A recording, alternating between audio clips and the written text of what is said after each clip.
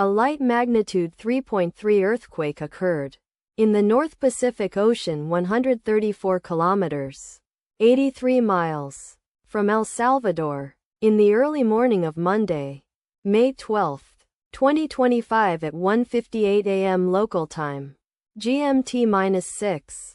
The quake had a very shallow depth of 11 kilometers, 7 miles, and was not felt, or at least not reported so. First to report, INETER after 9 minutes. The earthquake occurred 23 minutes after a magnitude 3.8 earthquake had hit on Monday, May 12, 2025, at 1:35 a.m.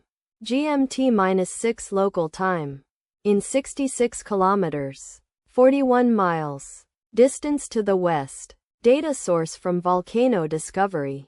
Did you feel it? Let us pray. May the earthquake that occurred not affect our brothers and sisters there. May the earthquake not happen again. And may God protect everyone. Amen.